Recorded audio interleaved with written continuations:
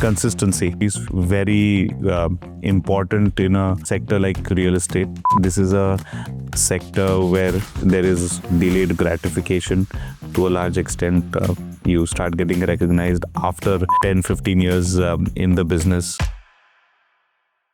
Today we're going to speak to a developer who is based in Pune, but also have projects in different parts of the country. I'm here with Amit. Amit, thank you very much for being here today. Can we start by asking you to share a little bit more about your organization? Thank you for having me. My name is Amit Paranjape, part of the promoter group of Paranjape Schemes Construction Ltd. I am in fact the fourth generation in the business. Not many developer families have the fourth generation in it. So proud of that legacy. We originated from Mumbai. My great-grandfather built more than 25,000 homes in 1920s and 30s. And then we moved our base to Pune when my father and uncle saw the shift of or the migration that Pune was seeing.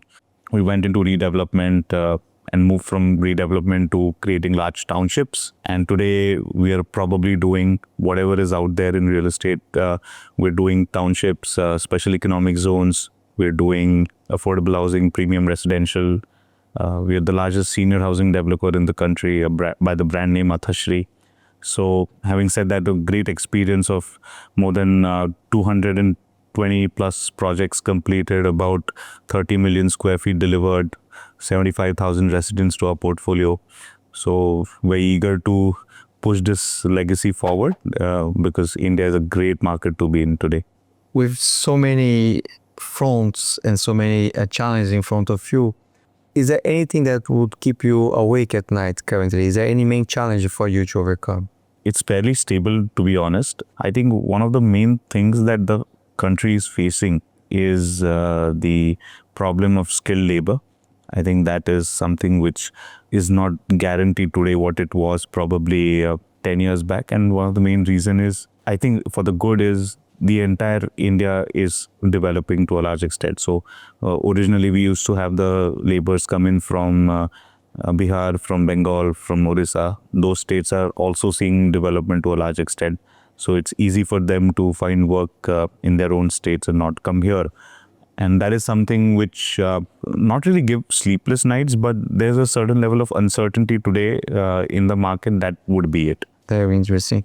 And when you look at India, some say that India is probably one of the countries that offer the best opportunities when it comes to real estate. And you were just mentioning the progress you see in the country in terms of infrastructure and how much that has been enabling real estate to grow. Can you tell us about that? What is interesting, there are two things according to me which are helping India. I think there has been a lot of infrastructure push within the larger metros, but there has also been a great push between connecting the tier 1 cities to a tier 2 or a tier 3 and tier 4. What this enables is it creates an opportunity for the tier 2 cities and the surrounding areas of tier 1 cities to be connected with the city without the need to actually stay in the city center today. And that actually creates more affordable markets across or around those cities. For example, between Mumbai and Pune, earlier the distance used to be about 4.5 hours. With the new missing link tunnel that will happen on the expressway, it will go down to 2.5 hours. Between the belt of Mumbai and Pune, probably you would never see a patch which is not connected. Everything would be connected. It will be like a seamless extension between the two cities. But that generates more affordability to the markets without losing the connectivity. And that is creating more and more development opportunities. We're seeing a lot of migration from tier 3, tier 4 cities into tier 1 and tier 2 cities. Pune is seeing that growth. So, and then the affordability factor also comes into picture, and that is what is helping drive the growth within real estate today. You mentioned that some of the buyers of your apartments coming from abroad, right? They also look at your properties and they buy from abroad to spend some time by buying your apartments. How do you see this trend? Is this increasing? Is this always stable? If you look at NRI consumer, I think for our group, I would categorize into two parts. One is anyone who wants to park their excess funds in their motherland to have a safe bet in that sense because they belong from there, they have their citizenship there. So that is one level of investment which is happening in the mid segment and the upper mid segment of a real estate product, especially in the residential segment. I'm seeing a large part over last 2 years where our senior housing is getting that sort of investment, predominantly to stay 6 months in India and then 6 months abroad when the weather's good there, and then 6 months here when the weather's good in India. Which is very interesting. I had not seen that before over last 10 years.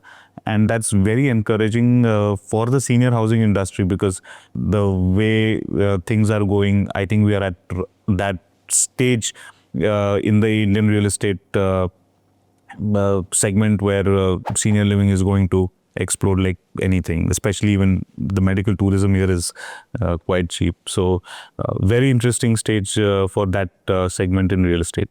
Being the fourth generation, I'm sure you learned a lot of lessons from your previous generations. If you had to pick one main lesson learned throughout your career, what would that be? I think consistency. I think that is very important in a sector like real estate. This is a sector where there is delayed gratification to a large extent. You start getting recognized after 10-15 years in the business. I think the important part is to keep on hustling till the time you reach that. Just being consistent. I think you ride the waves and you come out brighter on the other side. That's what I've learned. I think rest of the things are very technical knowledge. You would learn soft skills, you would learn on site, on the job. But I think some of the main elements of being in the business, I think consistency is right at the top. I couldn't agree more. Being consistent is very important in any business. A final question. Let's imagine that you manage to continue being consistent at what you are doing now and following your plans. Where do you see yourself in 5 years' time, and the company, of course, personally and as an organization? So personally, I would want to be a developer who's doing multi-city developments on a larger scale, and I would like to build for the township model in those cities as well, because I and we at our group feel that township is the future, especially when the infrastructure is catching on.